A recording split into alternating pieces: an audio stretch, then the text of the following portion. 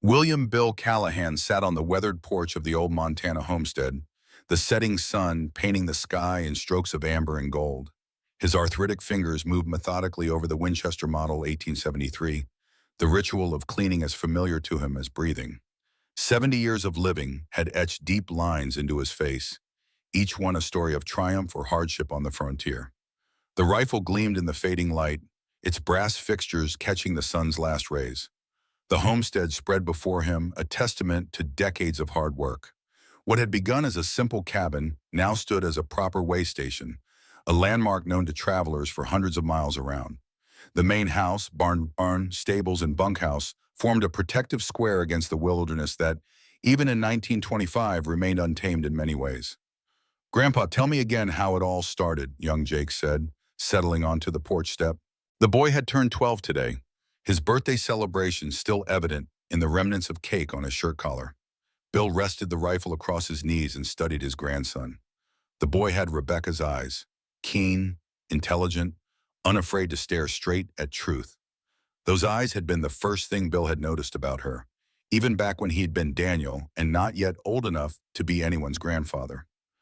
"Hand me that oil, boy," Bill said, gesturing to the small tin can beside Jake. Jake passed it over, then leaned against the porch post, anticipation evident in his posture.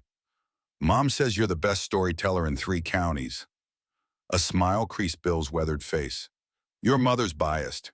Being my daughter tends to cloud her judgment. Please, Grandpa, I want to hear how it all began, how you met Grandma." Bill nodded slowly, applying a drop of oil to the rifle's action.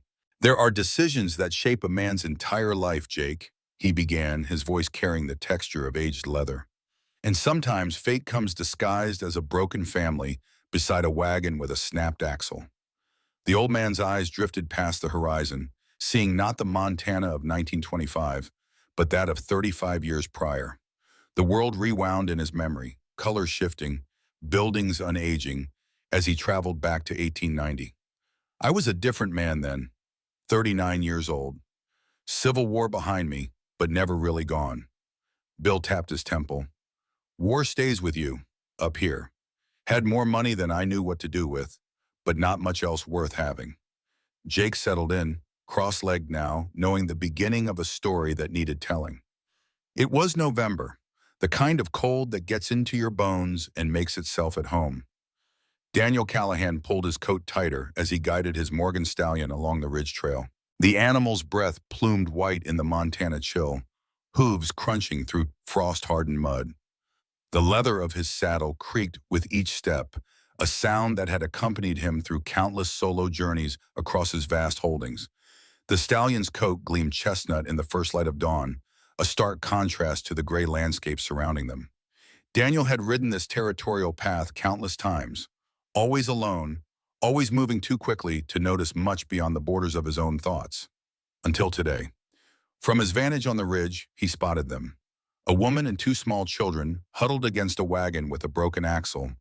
The vehicle listed dramatically to one side, its contents spilled onto the frozen ground.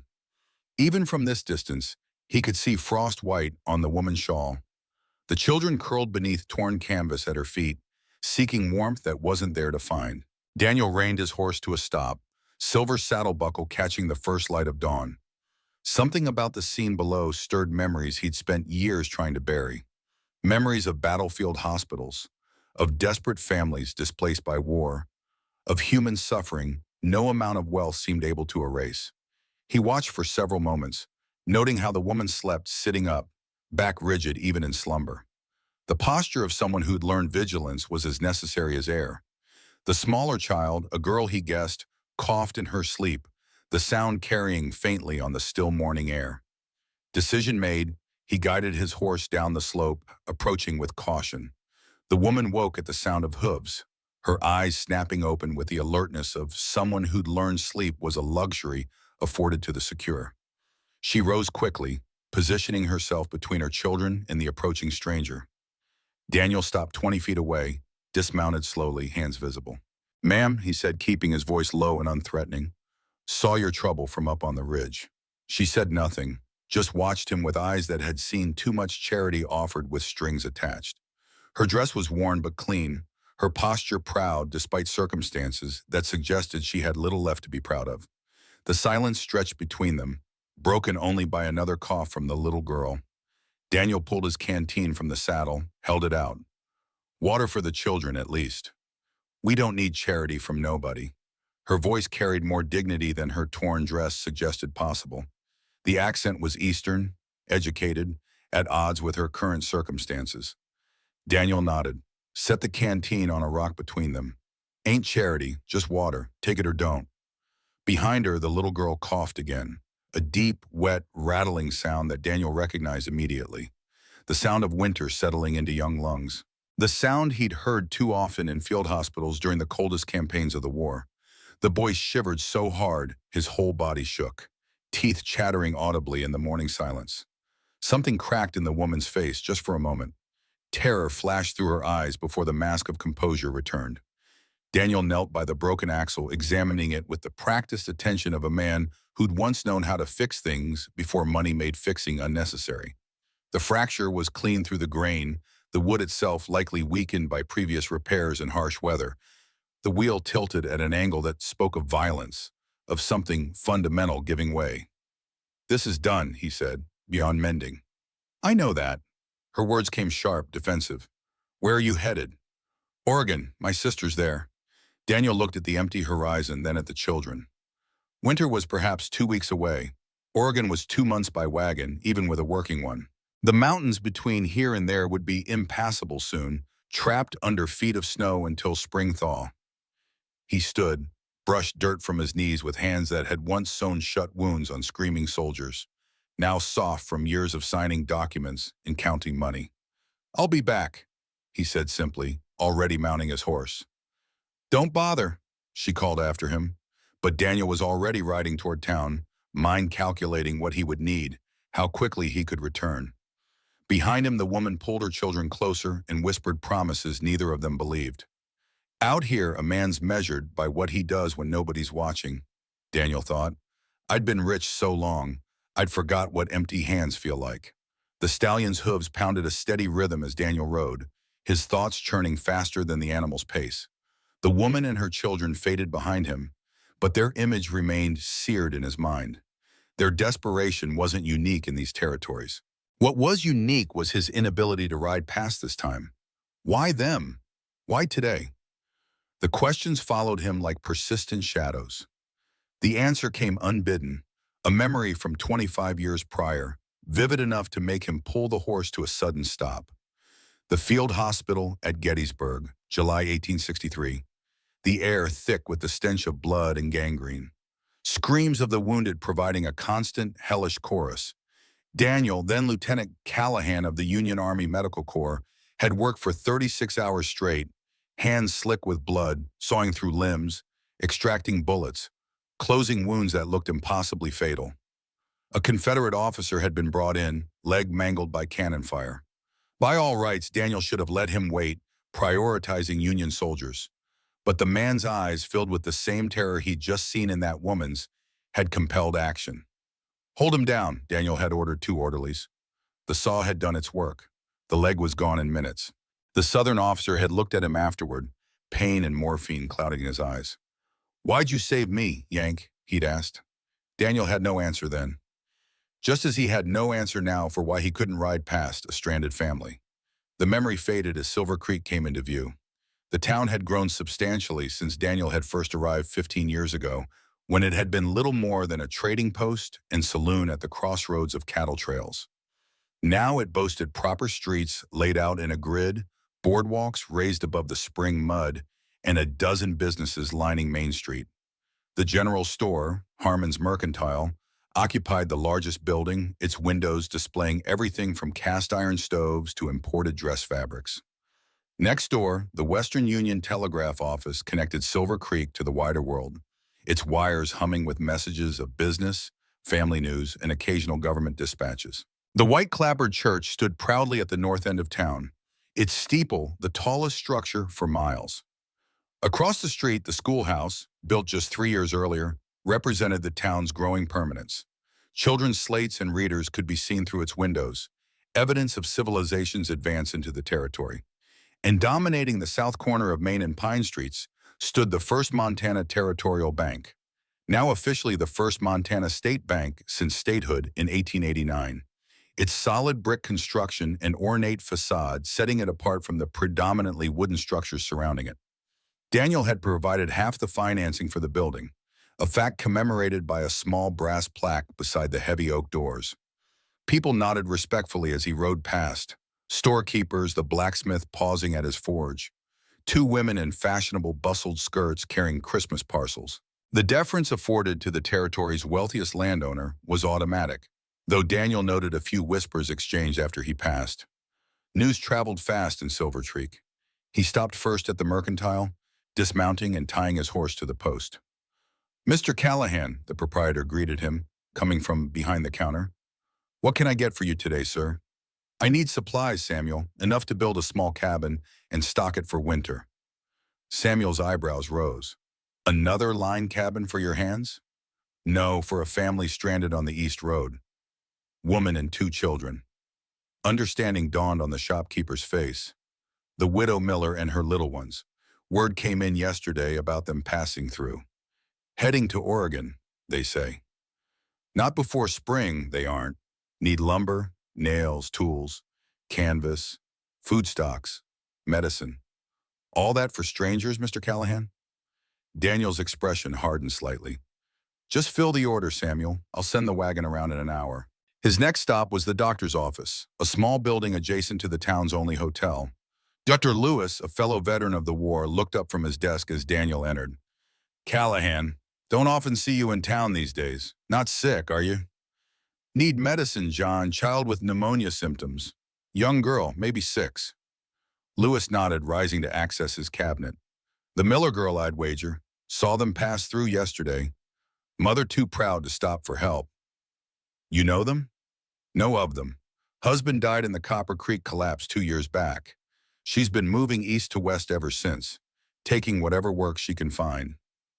Daniel absorbed this information silently. "Not your usual charity case, Daniel," Lewis commented, selecting several bottles. "Generally, you just send money to the church fund and let the reverend handle the unfortunate cases. This is different." "How so?" Daniel had no answer that made sense, even to himself. Lewis handed over a package of medicines.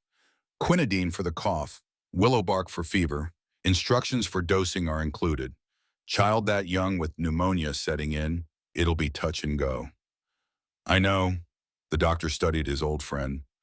"War left its marks on all of us, Daniel. Some visible, some not. Whatever you're looking to heal out there, I hope you find it." Daniel nodded his thanks, paid generously, and left without further comment. An hour later, he was driving a fully loaded wagon out of town, heading back to where the broken family waited beside their broken wagon. The weight of supplies behind him was substantial, but lighter than the weight of memory he carried within. The Callahan ranch house stood empty behind him, its 20 rooms echoing with absence. 5 years since Catherine had died, taking with her whatever warmth the place had possessed. Now it was just a monument to wealth accumulated, but never truly enjoyed. Hands maintained it, cooked meals he barely tasted, tended fires in rooms he rarely entered. What was the point of it all? The question had gnawed at him for years. The land acquisitions, the cattle empire, the investments in railroads and banks, all legal, all profitable, all meaningless. Perhaps that was why he couldn't ride past that broken wagon. Perhaps, in their need, he recognized a chance for purpose that money couldn't buy. Dawn broke cold over the Montana plains, the sun a pale suggestion behind clouds heavy with coming snow. Daniel drove the supply wagon himself, refusing accompaniment despite his foreman's protests. Some tasks demanded solitude. The wagon creaked beneath its load. Quality lumber, tools, canvas, food stores, more medicine. All the essentials to survive a Montana winter, and some comforts besides. He'd selected the best of everything, as if the quality of materials might somehow make up for the years he'd spent taking rather than giving. The journey took longer than his usual ride, the loaded wagon requiring careful handling on frost-hardened roads. His breath fogged before him, joining the plumes from the 2 draft horses pulling the heavy load. He spotted Rebecca from half a mile away, standing watch like a sentinel beside their broken conveyance. The children huddled inside what remained of the wagon cover, small puffs of breath visible in the morning chill. Even at this distance, he could see how she straightened at his approach, preparing herself for whatever came next. Daniel halted 30 yards away, giving them space. Rebecca approached cautiously, wary eyes taking in the loaded wagon. "Told you we'd be gone," she said, though they clearly weren't. "Sarah's cough worsen?" he asked, noting the dark circles under Rebecca's eyes. She hadn't slept. A flicker of concern crossed her face. "She took the medicine. It helped some." "Good, that's good." He climbed down, feet crunching on frozen ground. "How's the boy?" "Michael, his name is Michael, and he's hungry. We both are." Daniel nodded, retrieved a package from the wagon. Bread, salted pork, coffee. He offered it without ceremony. "Breakfast first, then work." "What work?" He gestured to a patch of open land beside the territorial road. "That land's open, territorial. Nobody's claimed it." Rebecca followed his gaze, comprehension dawning. "You can't be serious." "Very serious. We're heading to Oregon." "Not before spring, you aren't." He began unloading tools from the wagon. "You can help or watch, but either way, I'm building." Michael appeared at Rebecca's side, rubbing sleep from his eyes. His small face pinched with hunger, but curiosity brightened his gaze. "Mama, what's happening?" "Nothing, baby, just Mr. You building a house?" The boy's voice carried wonder Rebecca hadn't heard in months. Daniel paused, looked at the boy. Something in his weathered face softened. "That's the idea, son." Sarah coughed that terrible wet sound from inside the wagon. Daniel reached into his saddlebag and pulled out a thick quilt. Handmade, beautiful patterns that spoke of hours of careful work. Blue and gray fabric intertwined in a pattern that suggested both conflict and harmony. "My wife made this before she passed," he said. "Been sitting unused for years. Your little ones look cold." Rebecca's throat tightened. She knew generosity. She'd taken it before, from neighbors who expected gratitude that looked like submission. But this man's eyes held something different, something that looked almost like shame. "Who are you?" she asked, really looking at him for the first time, the quality of his clothing, the bearing of someone used to being obeyed. "Daniel Callahan." The name hit like a fist. "Callahan, the Callahan Cattle Company? The millionaire rancher whose herds dominate 3 territories?" "Yes." She'd heard stories of the ruthless businessman who bought land cheap from desperate families during the drought years, who controlled water rights across half the territory, whose name was spoken with equal parts respect and resentment in every settlement from here to Billings. "You're him," she whispered.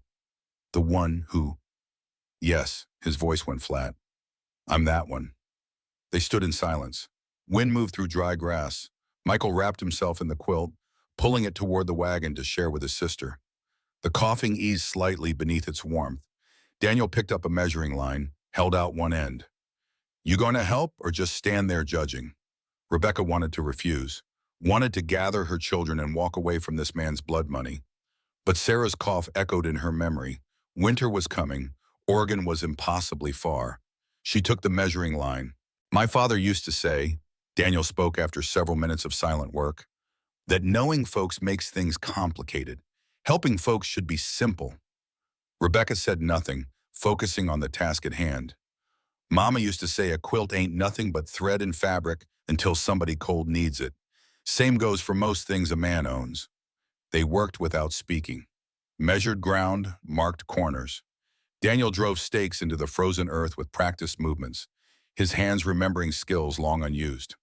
The site he'd chosen was sheltered by a small rise to the north, offering some protection from the harshest winter winds. Close enough to the road for access, far enough for privacy. Michael watched, fascinated. Sarah dozed in the quilt's warmth. By afternoon, 4 foundation posts stood firm in the ground. The beginning of walls. The beginning of something neither Rebecca nor Daniel could name yet. 3 days into the work, rhythm replaced awkwardness. The foundation took shape, corner posts rising, first wall sections appearing like the skeleton of something coming to life. The cabin would be small but solid, 16 by 20 feet, large enough for a family of three, small enough to heat through Montana winters. Daniel worked with the focus of a man making up for lost time. His hands blistered, then calloused, soft skin toughening as he returned to labor he'd once known well. For the war, before wealth had separated him from such simple, tangible creation. Rebecca proved skilled with level and plumb line, her hands moving with confidence Daniel hadn't expected from a woman of her apparent background. She worked silently most days, but today, as they raised the first wall together, she spoke. "Your father teach you?" he asked, steadying a beam while she checked alignment. "He was a carpenter before the gambling destroyed him," she answered, not looking up.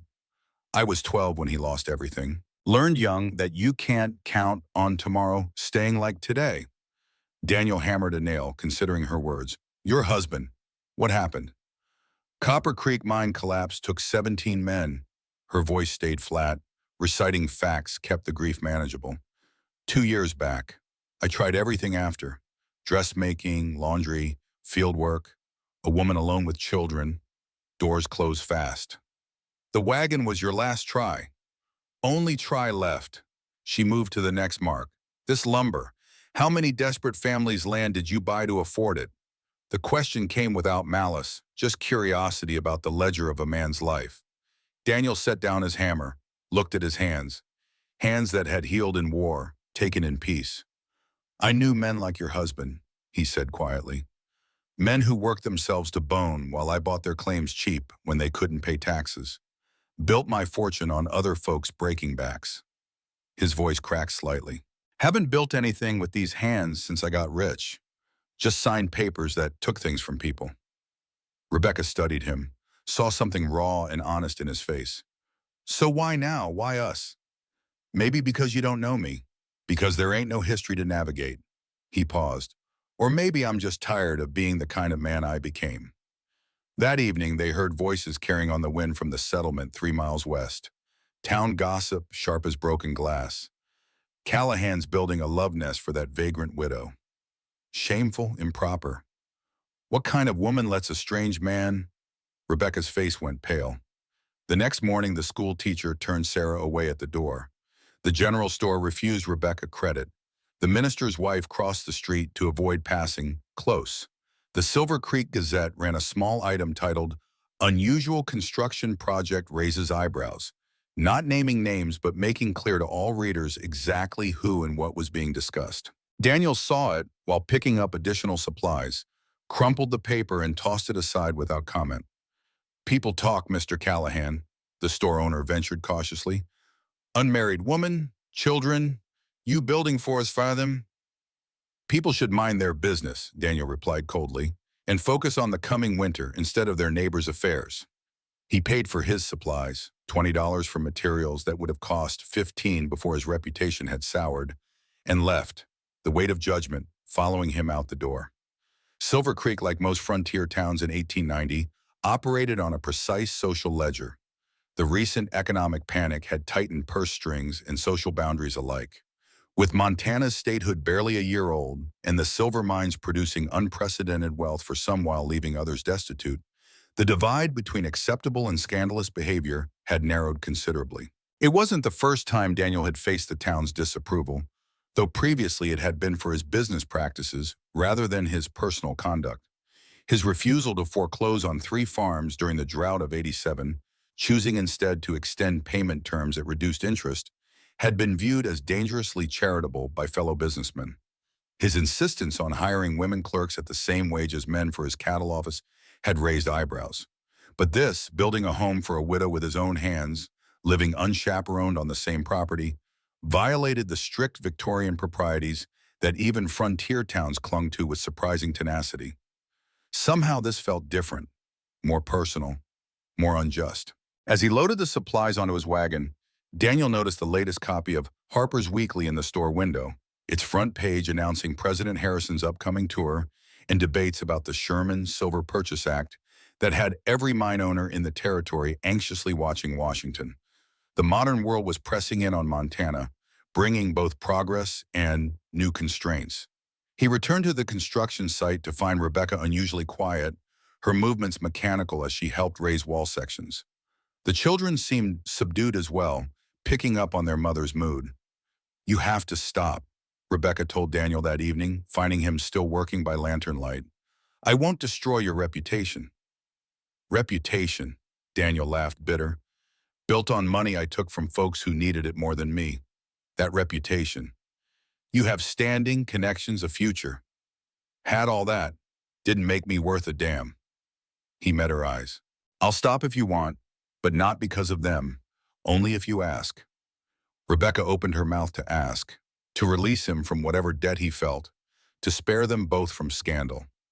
Then Michael started coughing, worse than before, fever hot enough to feel from 3 feet away. Daniel didn't wait for permission, mounted his horse, and rode through darkness to fetch Dr. Lewis, paid triple for the emergency visit. Lewis came, examined Michael, gave medicine and instructions before leaving.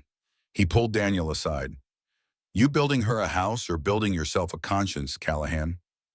Daniel looked through the doorway at Rebecca, holding her fevered son.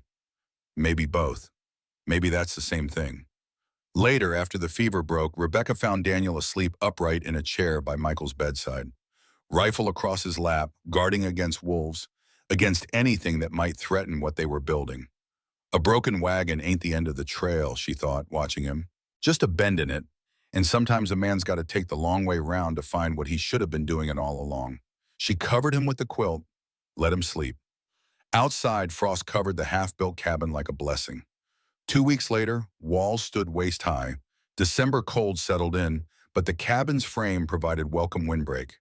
The work gave shape to days that had been formless, with desperation. Daniel taught Michael to hammer nails straight, measure twice, strike once. Life lessons, son. The boy's face glowed with concentration. Each nail driven true felt like victory. Sarah sorted screws by size, her cough finally easing in the shelter of rising walls. She hummed while working, a sound Rebecca hadn't heard from her daughter in months. What's that tune? Daniel asked the little girl as she organized the hardware by size into neat piles. Sarah looked up, shy but warming to him after days of his gentle presence. Papa used to sing it before he went to heaven. Daniel nodded, respecting the sanctity of the memory. It's a nice one. Rebecca discovered her hands remembered more than she'd known. Her father's lessons returned, how to check for square, how to read wood grain, how to trust the levels bubble. Daniel watched her work with something like admiration. You're good at this. Had a good teacher, lost him young, but some things stick. They worked side by side, movements finding synchronization. His hands steadied hers when sawing beams. She caught his hammer when he fumbled. Evening meals became shared affairs, simple but warm, filled with Michael's endless questions and Sarah's quiet observations. The children flourished under Daniel's attention, blooming like plants finally receiving water after drought. The town's response remained divided. Claire and Frank Wilson became regular visitors, bringing soup, blankets, and words of encouragement. Unlike many in Silver Creek, the Wilsons understood hardship intimately. Having lost 2 children to diphtheria before moving west, they recognized the fragility of life and the importance of community when facing adversity. Don't listen to the gossips, Clara said one afternoon as she helped Rebecca arrange the newly delivered furniture. Her weathered hands, marked by 20 years of frontier living, moved with practiced efficiency. Frank and I faced plenty of wagging tongues when we first arrived. No children, me wearing trousers while helping with the farm. She smiled at the memory. People talk until something more interesting comes along. Frank, a former Union cavalry sergeant who'd fought in many of the same battles as Daniel, shared an unspoken bond with him. During the Civil War, Frank had been rescued by a Confederate soldier after being wounded, an act of mercy that had shaped his view that character transcended uniforms and social standing. Good work speaks louder than wagging tongues, he told Daniel as they chopped firewood. And what you're building here is good work, Callahan. Best kind there is.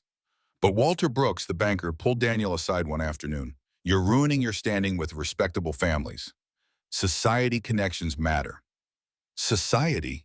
Daniel's jaw tightened. What kind is that exactly? You know what I mean.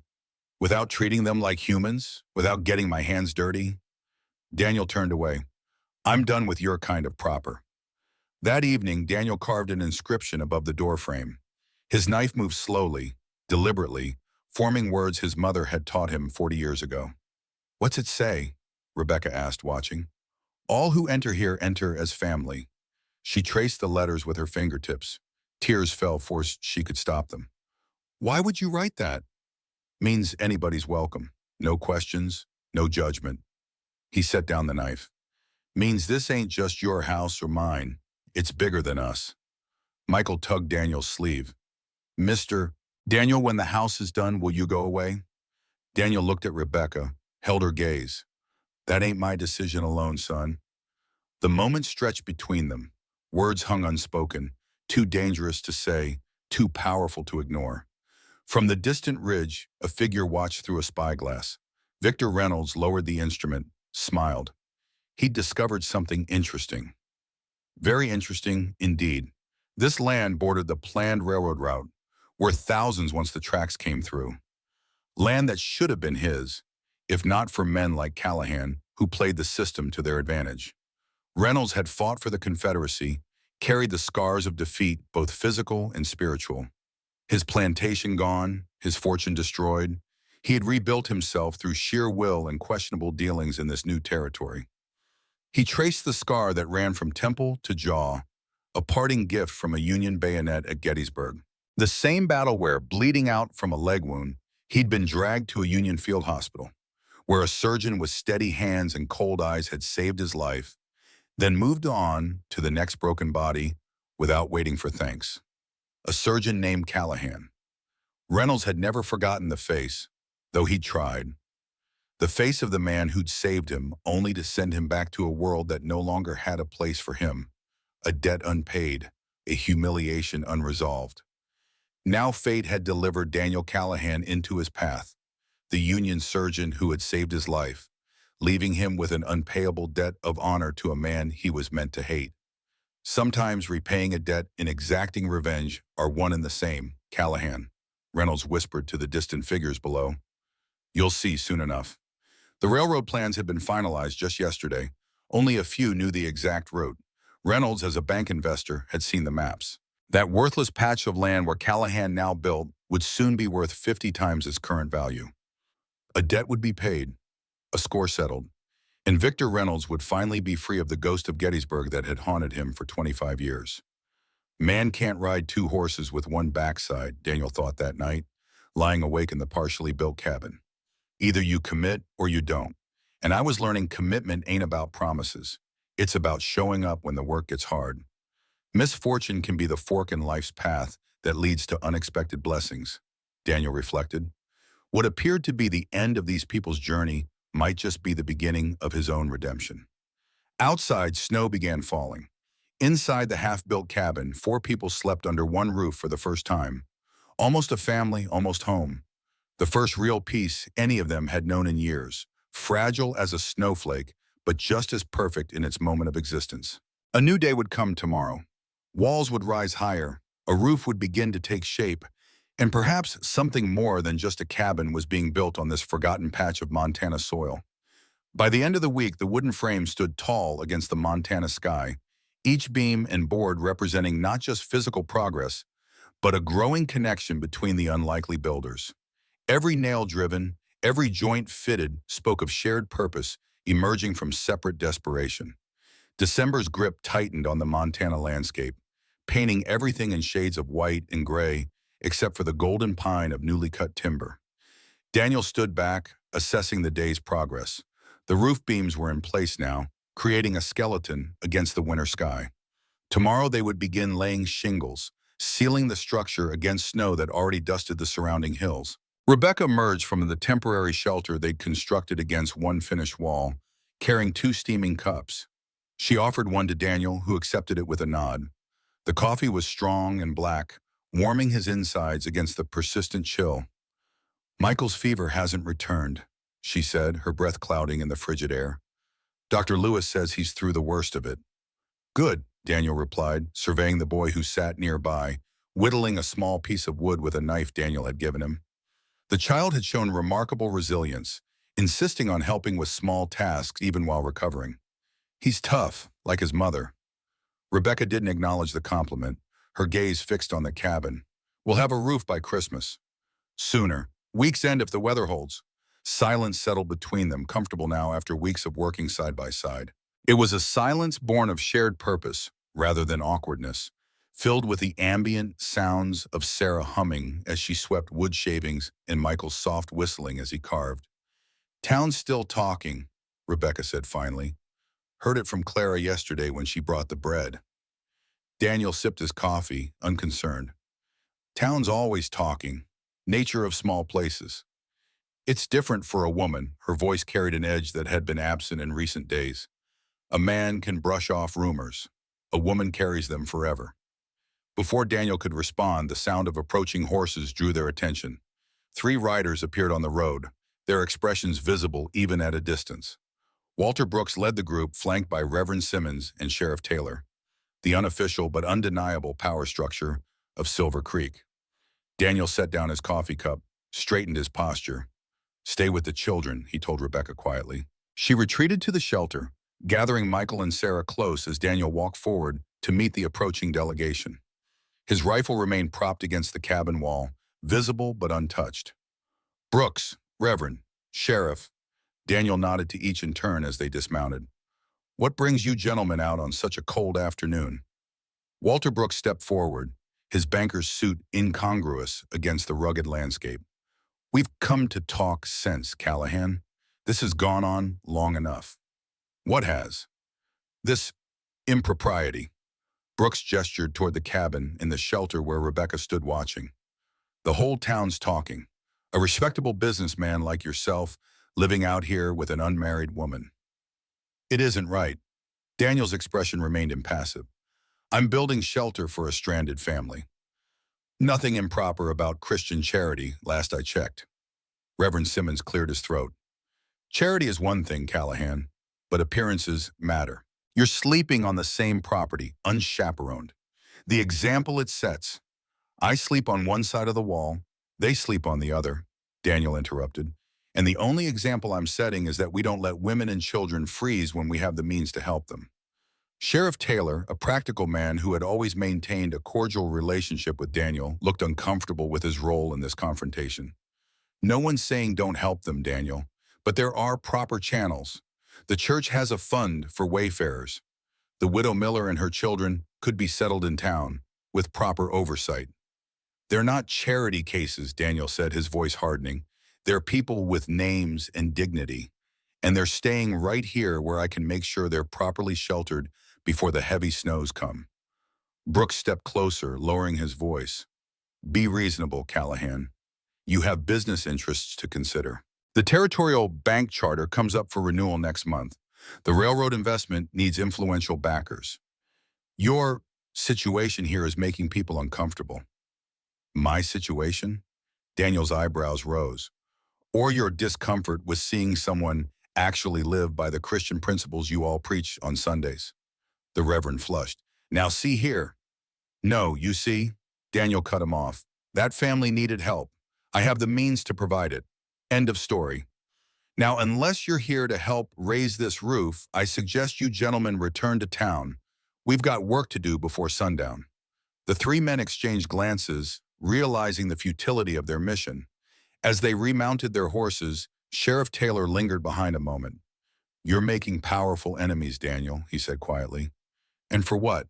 A woman you barely know and her children?" Daniel looked toward the shelter, where Rebecca stood straight and proud despite the fear that must have been coursing through her. "Sometimes, Taylor, the things worth fighting for find you, not the other way around." The sheriff nodded, a flicker of understanding passing between them. "Just watch yourself. Brooks doesn't forget slights easily." "Neither do I," Daniel replied. As the 3 riders disappeared back toward town, Rebecca approached, her face tight with concern. "What did they want?" "To remind me of my place," Daniel said, picking up his hammer. "Let's get back to work. Daylight's wasting."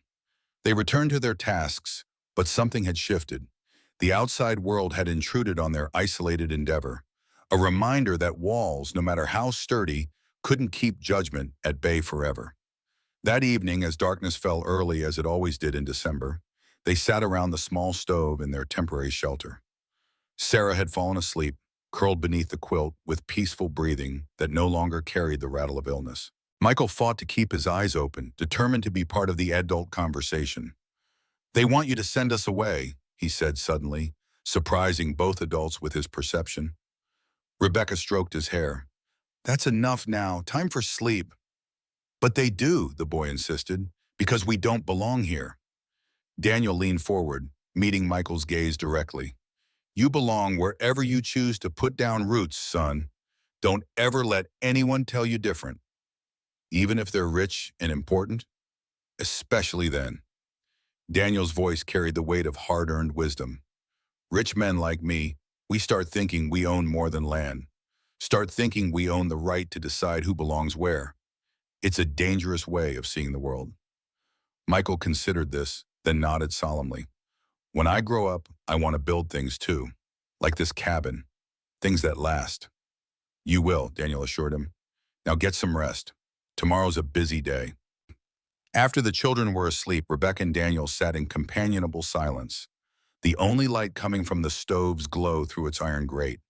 The wind had picked up outside, whistling through the incomplete roof of the main cabin.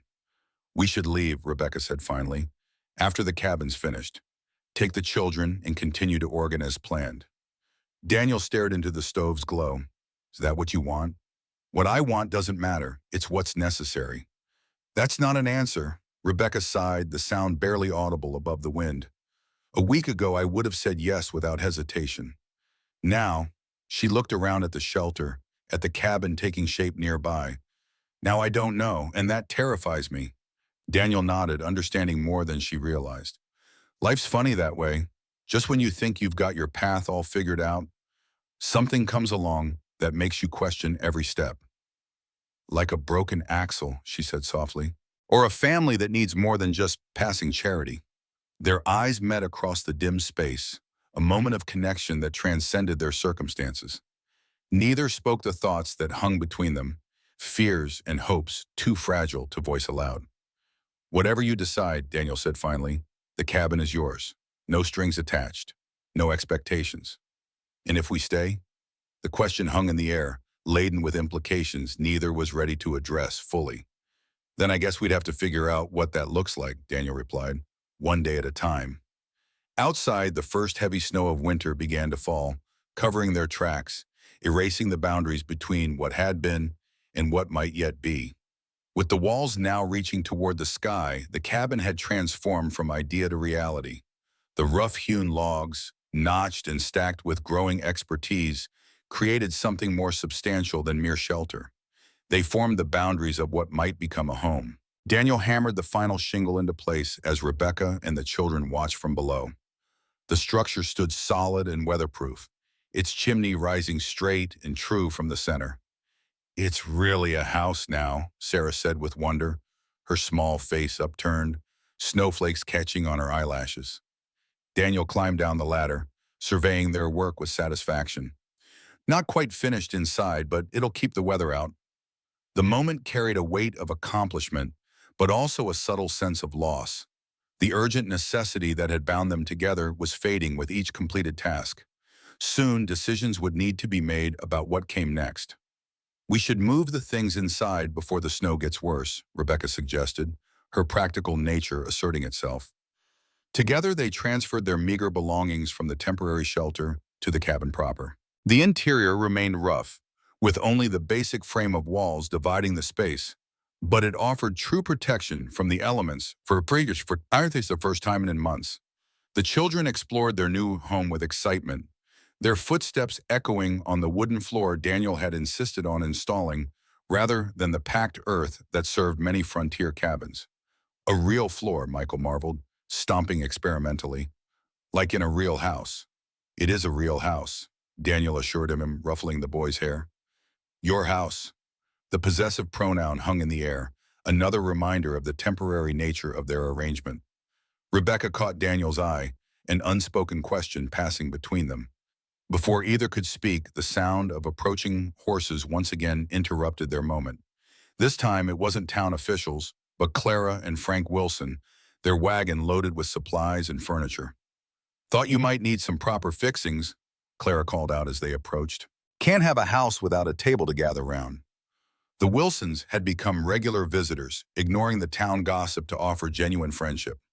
They helped unload a sturdy oak table 4 chairs, a rocking chair, and several other essentials that transformed the cabin from shelter to home. Folks in town been gathering these up, Frank explained as they arranged the furniture inside. Not everyone agrees with Brooks and his crowd. Who else contributed? Daniel asked, surprised by this show of community support. Blacksmith Johnson, for one, remembers how you extended his loan during the drought years without foreclosing. The Petersons, whose son you hired despite his war injury. Plenty of others who've seen your fairness over the years. Daniel absorbed this information silently. He'd never considered his business decisions as particularly charitable, merely practical. Good workers were worth keeping, regardless of physical limitations. Functioning farms ultimately paid their debts better than foreclosed ones. Don't look so shocked, Callahan, Frank chuckled. You may play the hard businessman in your dealings, but people remember kindness, even when it comes wrapped in practicality. The Wilsons stayed for dinner, the newly installed table hosting its first meal. The conversation flowed easily, filled with news from town and plans for finishing the cabin's interior. For a few hours it felt like any normal homestead, the peculiarity of their situation fading into the background. After the visitors departed, promising to return in a few days, Daniel stepped outside to check the weather. The snow had intensified, large flakes falling in the lantern light. The wind carried that particular stillness that preceded a major storm. Rebecca joined him on the small covered porch, wrapping her shawl tightly around her shoulders. Frank says it's going to be a big one. 3 days, maybe 4, Daniel agreed. Good thing we got the roof on when we did. They stood in companionable silence, watching the snow transform the landscape into something new and pristine. Did you mean it? Rebecca asked suddenly. When you told Michael this was his house? Daniel considered his words carefully. I meant that it was built for him and you and Sarah. Whether it becomes your permanent home or just a way station on your journey, that's for you to decide. And what do you want it to be? The directness of her question caught him off guard. In their weeks of working together, they had developed a comfortable understanding that carefully avoided such explicit discussions of the future. I want... He paused, searching for words that would be honest without presuming too much. I want you all to be safe, to have choices that aren't forced by desperation. That's not really an answer. Daniel turned to face her fully.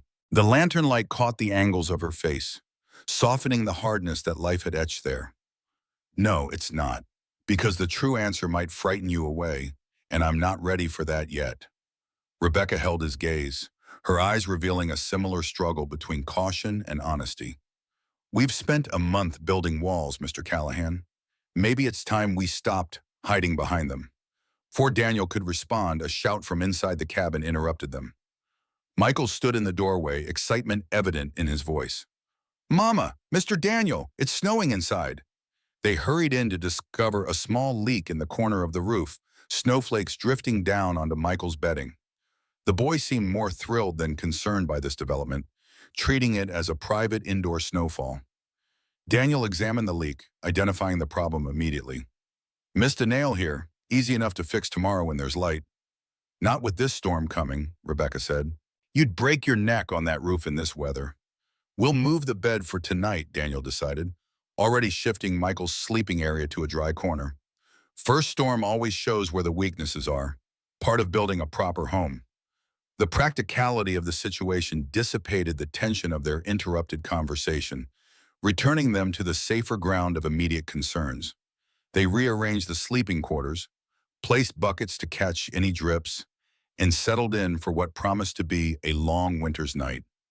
As darkness deepened and the storm intensified, they gathered around the fireplace Daniel had built with special care, its riverstone facade radiating steady warmth throughout the single-room cabin.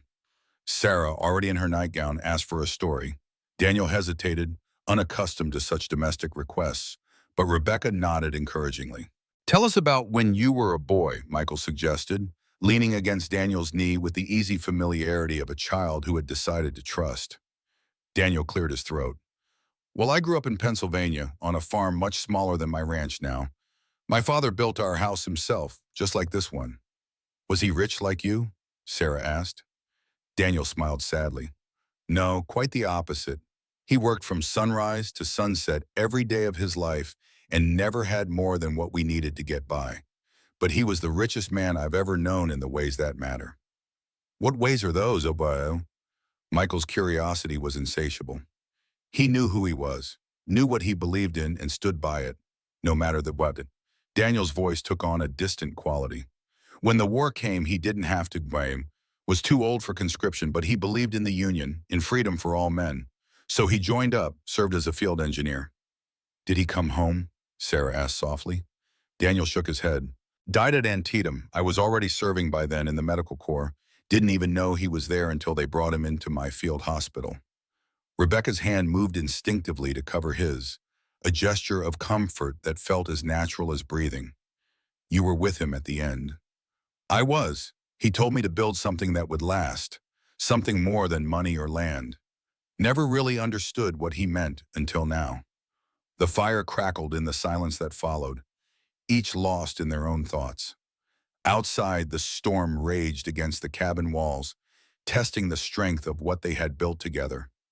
Later, after the children were asleep, Daniel and Rebecca sat by the dying fire, speaking in hushed tones. You never mentioned your father before, she said, or that you were there when he passed. Some memories are too precious or too painful to share easily, Daniel replied, especially when you've spent years trying to honor a man's final wish without really understanding it. And now you do? Daniel gazed at the sleeping children, their faces peaceful in the firelight. I'm beginning to. The storm outside intensified, wind howling around the chimney. The sound was both threatening and oddly comforting, highlighting the shelter they had created against nature's fury. We should sleep, Rebecca suggested. Tomorrow will bring plenty of work, storm or no. They had maintained a careful propriety in their sleeping arrangements, even within the single-room cabin. Daniel's bedroll remained distinctly separated from the area where Rebecca and the children slept, a visible reminder of boundaries both physical and emotional. As they prepared to retire, Rebecca paused. Thank you, she said simply, not just for the cabin or the help, for sharing your father with us tonight, for letting the children see the man behind the reputation. Daniel nodded, unable to find words adequate to express what her gratitude meant to him. They separated to their respective sleeping areas, the cabin creaking around them as it withstood its first serious test. Neither slept immediately, each aware of the other's wakefulness across the darkened space. The storm had forced them into a physical proximity that made their earlier conversation on the porch seem both distant and urgently relevant. Tomorrow would require decisions. But tonight, sheltered from the blizzard's fury, they allowed themselves the luxury of possibility, of futures neither had dared imagine a month earlier when a broken axle had brought their separate journeys to a momentary halt. The storm lasted 3 days, blanketing the region in snow deep enough to make travel impossible. During this enforced isolation, the cabin became a world unto itself, its single room containing all the drama and comfort of family life. Daniel and Rebecca established routines, taking turns cooking meals on the cast iron stove, teaching the children lessons from the few books they possessed, mending clothes, and making minor improvements to their shelter. The close quarters demanded a choreography of movement and consideration that gradually became second nature. By the third evening, the storm had subsided, leaving an eerie silence broken only by the occasional fall of snow from overburdened tree branches. Daniel stepped outside to check their surroundings, sinking knee-deep into pristine whiteness. The world had transformed completely. Where their building site had once been surrounded by brown winter grass and bare trees, now everything lay under a smooth blanket of white. The road had disappeared entirely, indistinguishable from the surrounding landscape. Rebecca joined him, gasping softly at the changed vista. It's beautiful, she breathed, her words forming small clouds in the frigid air. And dangerous, Daniel added pragmatically. We're cut off until this melts or packs down. Could be a week or more. The supplies? Enough for 2 weeks easily. Longer if we're careful. They surveyed their isolated kingdom in companionable silence. The sun was setting, painting the snow in shades of pink and gold, creating a scene of such pristine beauty that it momentarily took their breath away. I've never seen anything like it, Rebecca admitted. Pennsylvania winters were harsh, but nothing compared to this vastness. Montana demands respect, Daniel agreed. Takes as often as it gives. But when it gives, he gestured to the sunset panorama before them. There's nothing like it anywhere else. Their moment of shared appreciation was interrupted by Michael's excited shout from inside. They returned to find him peering out the window, pointing at a distant movement. "Someone's coming!" Daniel squinted through the glass, making out a lone figure on horseback, still far off but clearly struggling through the deep snow toward their cabin. "Stay inside," he instructed, reaching for his rifle. "Could be anyone." "Or someone from town," Rebecca suggested, concern evident in her voice. "Coming to check if we survived the storm." "Maybe." But Daniel's instincts, honed by years on the frontier, sensed something else. The rider's approach seemed too deliberate, too focused on their isolated cabin to be a casual welfare check. He stepped back onto the porch, rifle held casually but ready, and waited as the horseman drew closer. The animal plunged laboriously through drifts, steam rising from its exertions. Its rider was bundled against the cold, face obscured by a heavy scarf. When the stranger was within hailing distance, Daniel called out, "That's far enough. State your business." The rider halted, raising gloved hands to show they were empty. Slowly, he unwrapped the scarf, revealing a face Daniel hadn't seen in over 25 years. A face he recognized immediately, despite the passage of time, and the distinctive scar that now ran from temple to jaw.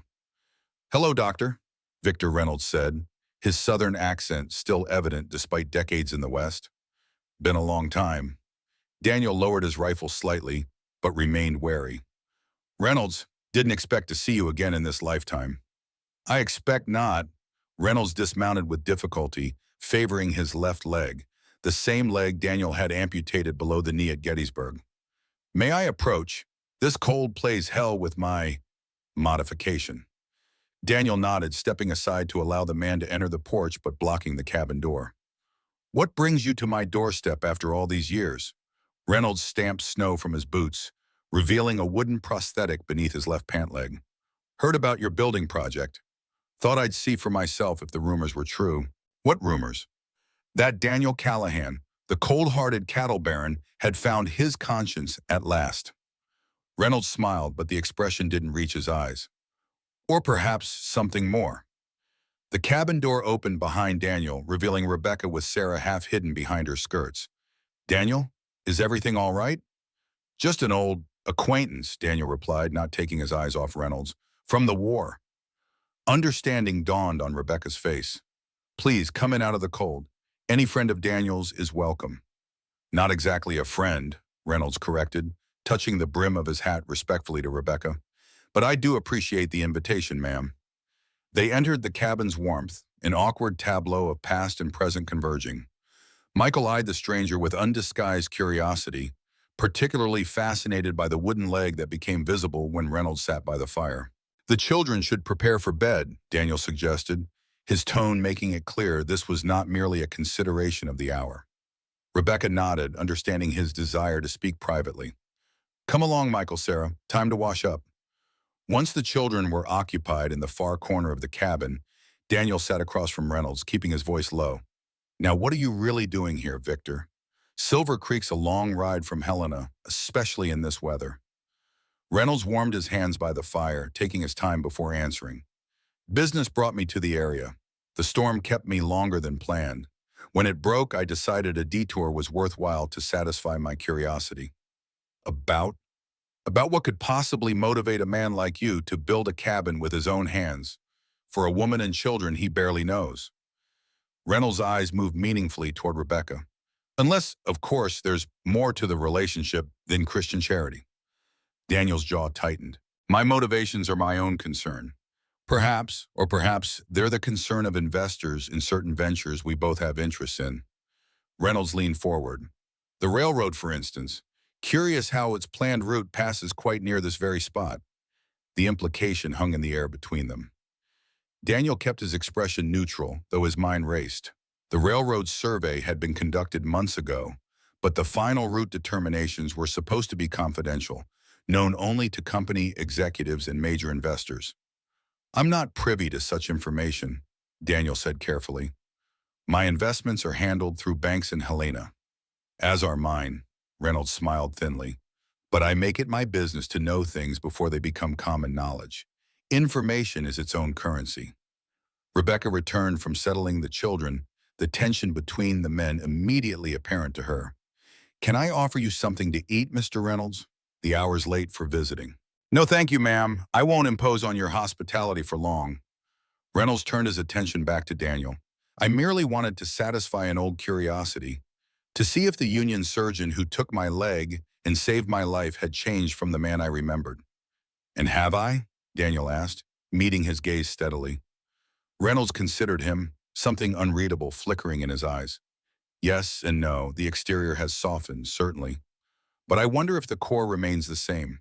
The man who could make the hard decisions, who could cut away a limb to save a life without hesitation or remorse." "The war changed us all," Daniel said quietly. "Some wounds never fully heal." "Indeed." Reynolds stood, preparing to depart. "Well, I have taken enough of your evening. I'll be returning to Helena tomorrow, once the main road is passable." Daniel rose as well. "It was unexpected to see you again." "Life is full of such surprises, isn't it? Paths crossing when least anticipated." Reynolds turned to Rebecca with a formal bow. "Mrs. Miller, it was a pleasure to meet you. You have a fine home here, however unconventional its creation." Rebecca nodded politely, though wariness showed in her eyes. "Safe travels, Mr. Reynolds." Daniel walked the visitor to the door. On the porch, out of Rebecca's hearing, Reynolds paused. "One surgeon to another," he said quietly.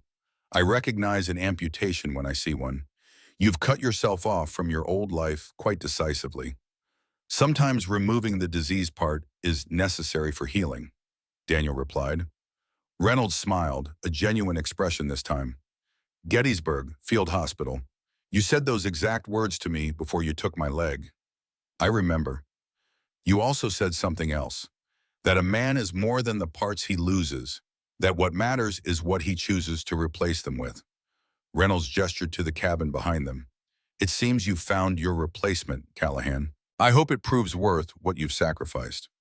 With that cryptic statement, he departed, mounting his horse with practiced ease despite his prosthetic. Daniel watched him disappear into the gathering darkness, an uneasy feeling settling in his stomach. When he re-entered the cabin, Rebecca was waiting, her expression questioning.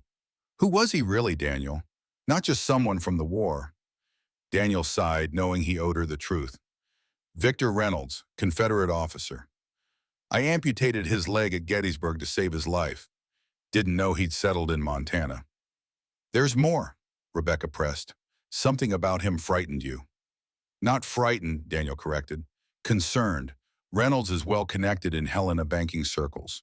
Has influence with people who could make things difficult."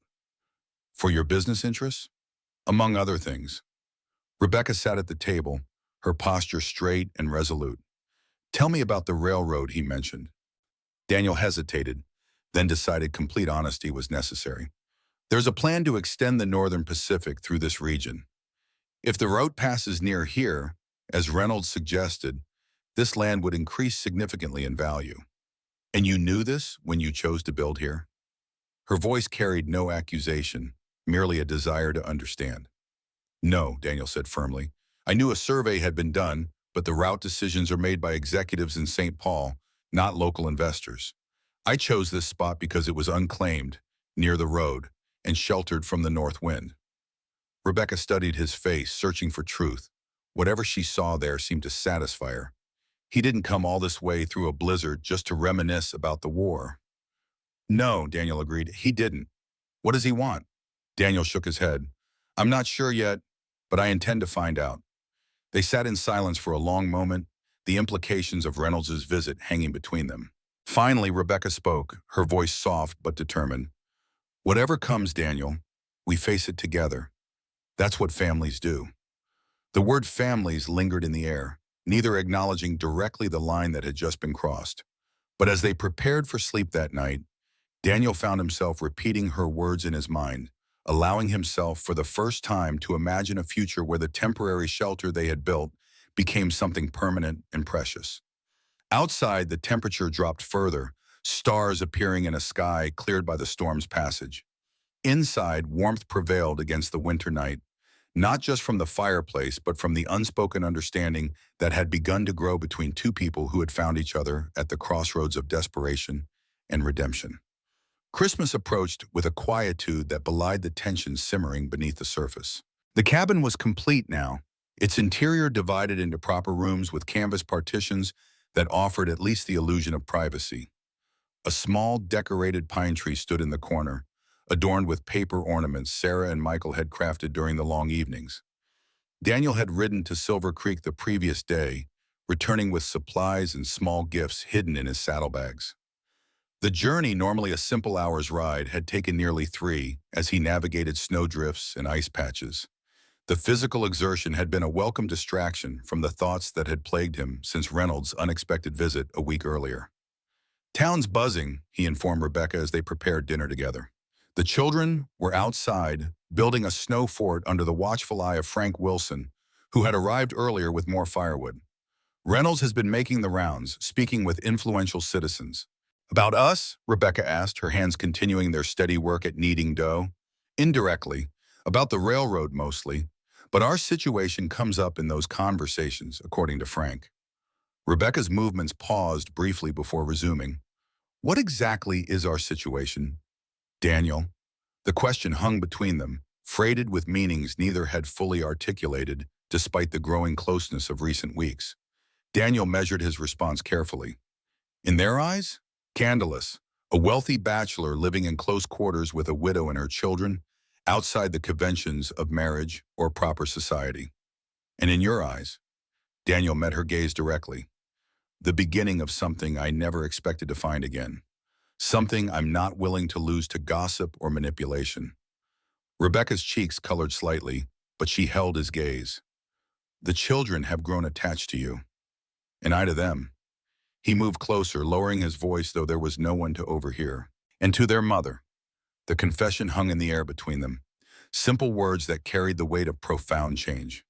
Rebecca's hands stilled in the dough.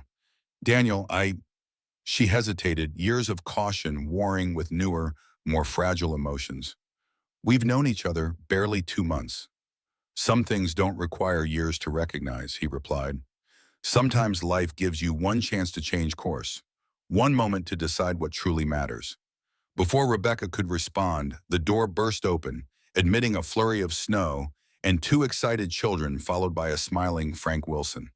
"Mr. Daniel," Michael exclaimed, "we built a fortress. Come see." The intimate moment dissolved, replaced by the immediate demands of family life. Daniel allowed himself to be pulled outside to admire their snowy creation, but not before catching a look in Rebecca's eyes that suggested their conversation was merely postponed, not concluded. The following morning brought unexpected visitors. Daniel spotted them first from the window, a group of 5 riders approaching through the snow. He recognized Walter Brooks and Sheriff Taylor immediately, with Reynolds riding slightly behind them. "Rebecca, Rebecca," he called quietly, "take the children to the back room." She complied without question, sensing the gravity in his tone.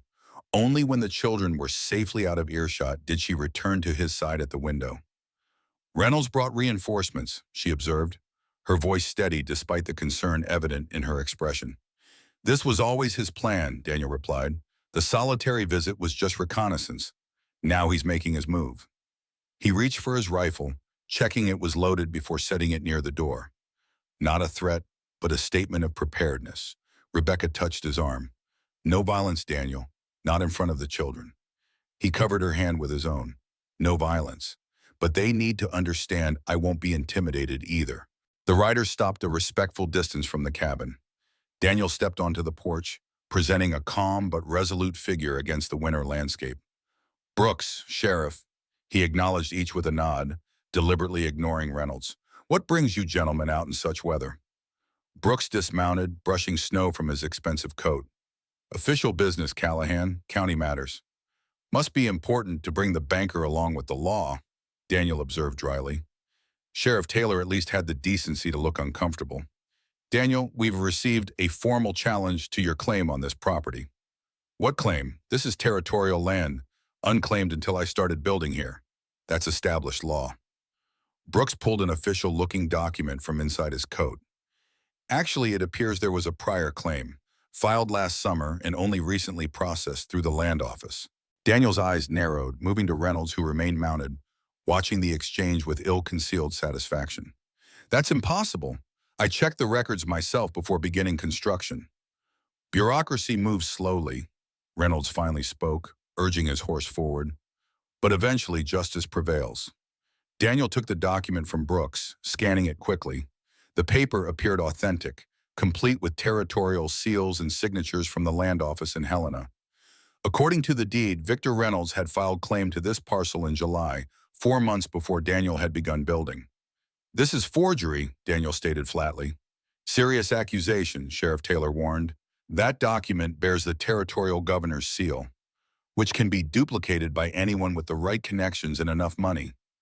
Daniel handed the paper back to Brooks. I want verification from the land office directly, not paperwork that conveniently appears after construction is complete. Brooks cleared his throat. That would require a journey to Helena, which is impossible until the mountain pass is clear in spring. In the meantime, the law must respect the documentation at hand. And what exactly does the law require here, Sheriff? Daniel asked, his voice deceptively calm. Taylor shifted uncomfortably in his saddle. According to territorial statutes, you're building on another man's legally claimed property. That means you need to either purchase the land from Mr. Reynolds or vacate the premises. In the middle of winter? With a woman and 2 children? Daniel's voice held a dangerous edge now. Even you can't believe that's just, Taylor. Justice has little to do with law sometimes, Reynolds interjected smoothly. But I'm not an unreasonable man. I understand the difficulties of winter travel. You can remain until spring thaw, provided you acknowledge my ownership and pay a reasonable rent. And if I refuse? Reynolds shrugged. Then the sheriff will be forced to evict you immediately as an illegal squatter. Your choice, Doctor.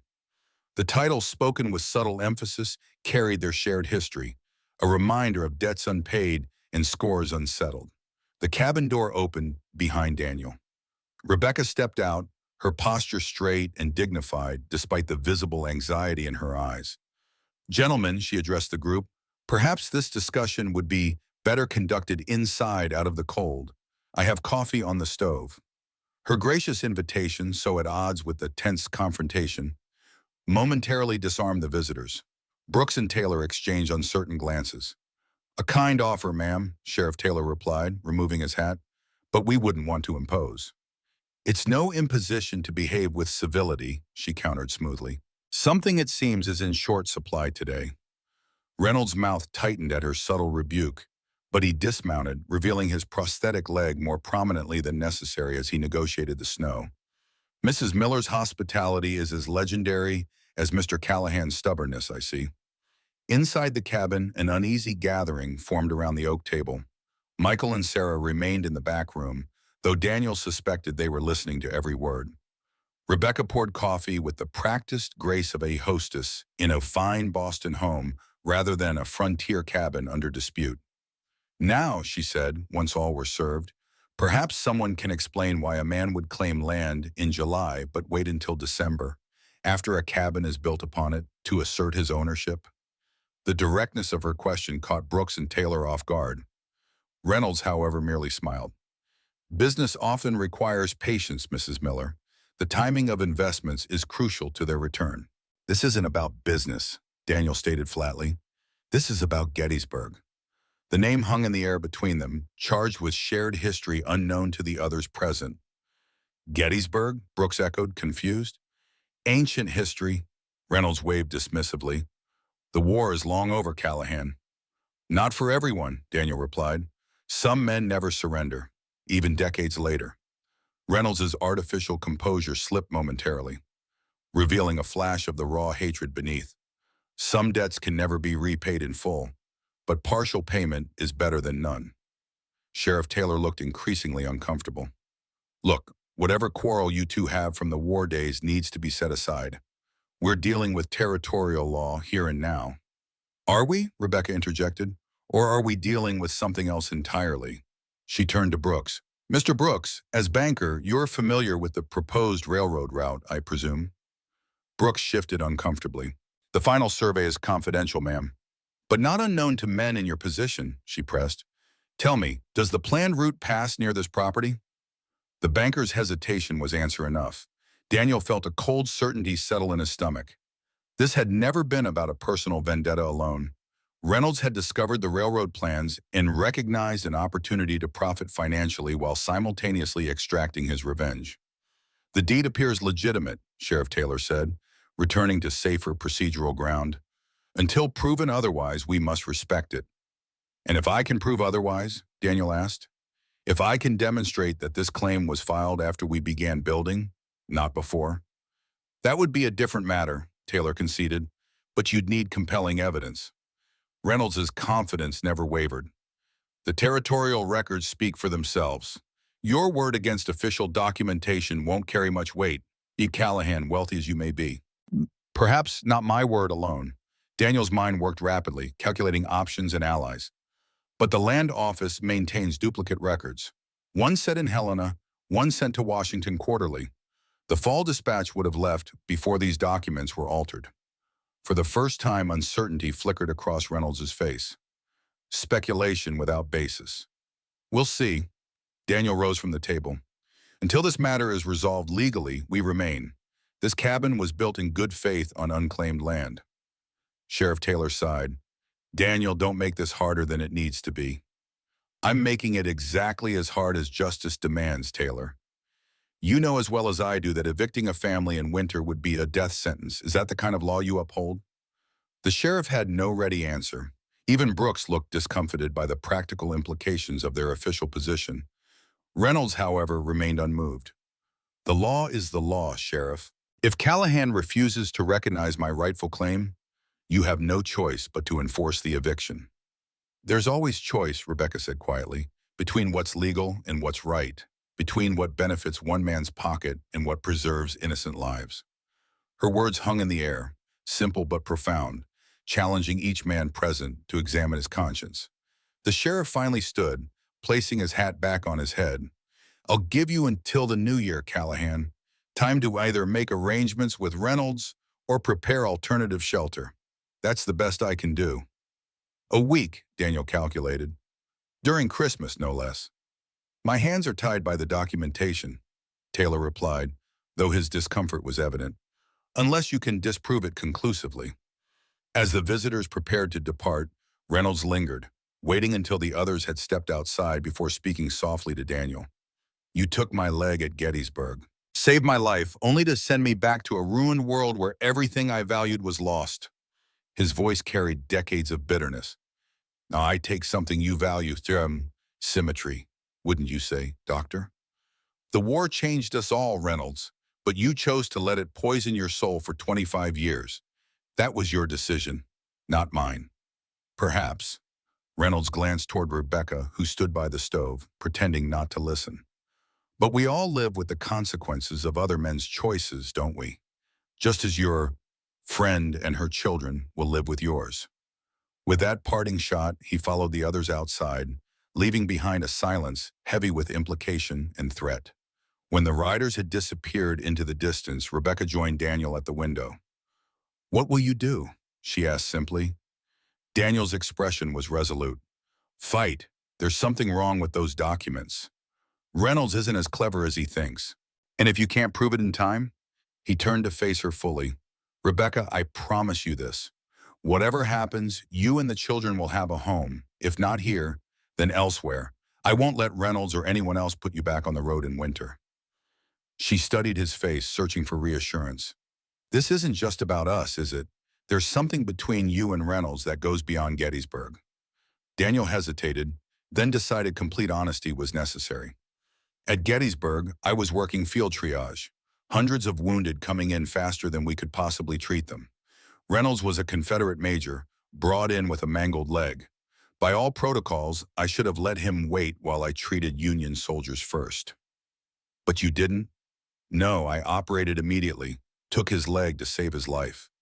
Daniel's eyes grew distant with memory. He asked me afterward, through the pain and morphine, why I'd saved him when I should have prioritized my own kind. Yes, I told him that doctors don't see uniforms, only wounded men. A compassionate answer. Perhaps, but not entirely true. Daniel sighed.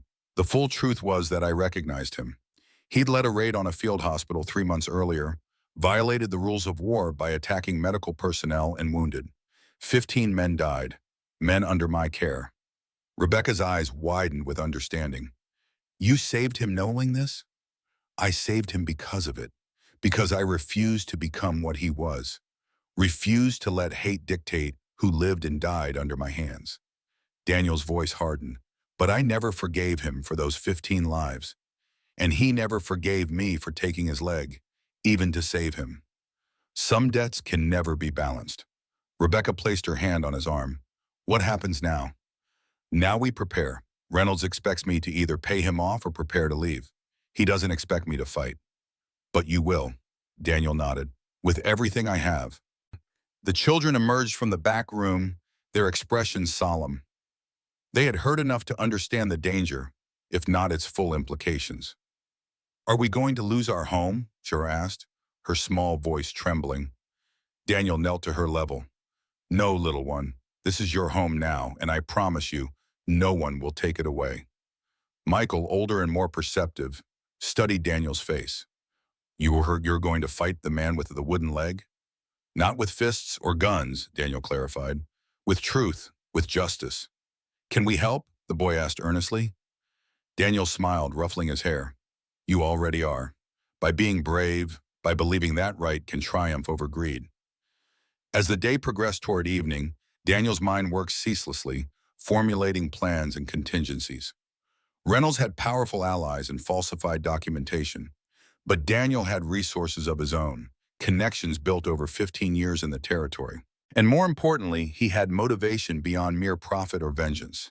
He had found purpose in this unlikely family, found redemption in the simple act of building something that mattered. And he would not surrender that without a fight that would shake Silver Creek to its foundations. Snow fell again that night, as if nature herself sought to isolate them further. Daniel lay awake long after the others had fallen asleep, listening to the soft breathing of the children and the occasional crackle of the fire. Outside, the wind whispered around the eaves of the cabin he had built with his own hands, the home now threatened by a man's decades-old grudge. By morning, he had formulated a plan. Not perfect, but the best possible given their limited time and the winter's restrictions. He outlined it to Rebecca over early coffee before the children woke. I need to return to my ranch, he explained. There are documents there that might help, and men I trust who can carry messages to Helena. Rebecca nodded, her practical nature asserting itself despite her concern. How long will you be gone? 2 days, possibly 3, depending on the trail conditions. The sheriff gave us a week, which is why I need to move quickly. Daniel leaned forward, taking her hand across the table. Reynolds won't wait for the deadline if he can help it. He'll try to force our hand sooner. You think he might come here while you're gone? It wasn't a question. I think he's capable of it, which is why Frank Wilson will stay with you. His sons, too. Reynolds may have legal documents, but he won't risk a physical confrontation with witnesses present. Rebecca squeezed his hand, her strength evident despite her fear. We'll be all right. The children and I have faced worse than a bitter old man with false papers. Daniel marveled at her resilience, this woman who had endured so much yet maintained such dignity and courage. In the weeks they had worked side by side, he had come to admire her for far more than her beauty or her devotion to her children.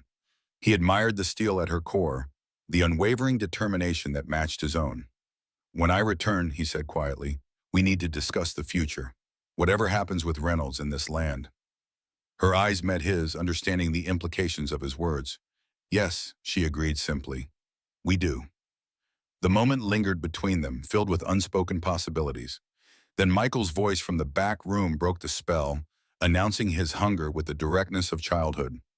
Daniel departed within the hour after explaining to the children that he needed to retrieve important papers from his ranch. Michael's response was practical concerns about Reynolds' return during his absence. Sarah's was emotional, clinging to him briefly before Rebecca gently separated them. Mr. Daniel will be back soon, she assured her daughter, and we have important work to do while he's gone. The ride to his ranch took longer than usual, the snow necessitating frequent detours around drifts too deep for his horse to navigate safely. The familiar landscape had been transformed into something alien and treacherous, much like his life in recent months. He arrived as dusk was falling, surprising his foreman, who had not expected his return until spring. Trouble, Mr. Callahan? Thompson asked, taking the reins of Daniel's exhausted mount. Of a sort, Daniel confirmed.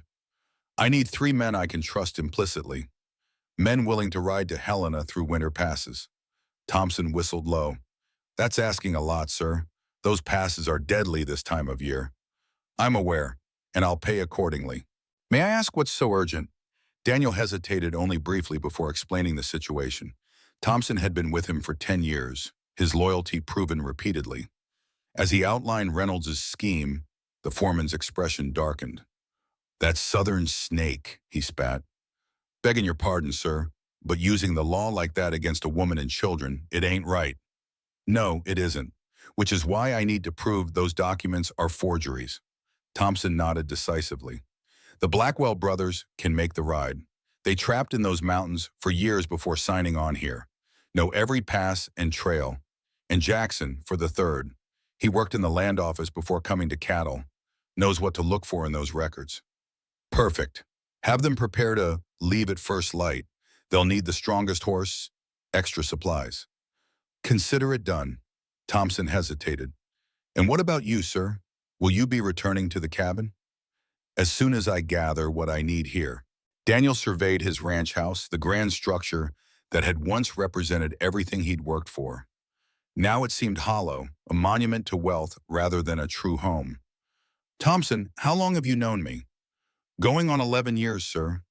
In all that time, have you ever seen me truly content? Before these past weeks? The foreman considered the question seriously. Can't say that I have, Mr. Callahan. You've been successful, respected. But content? No, sir. Not till you came back from that first visit to the broken wagon. Something changed in you then. Daniel nodded, acknowledging the truth in the observation. I've spent 15 years building an empire of land and cattle. Now I find myself ready to risk it all for a cabin and 3 people who were strangers 2 months ago. Doesn't sound like risk to me, sir, Thompson replied with simple wisdom. Sounds like finally figuring out what's worth having. Inside his study, Daniel gathered the documents he needed. Legal papers establishing his business timeline, correspondence with the railroad company, previous land acquisitions that would establish his pattern of thorough verification before building.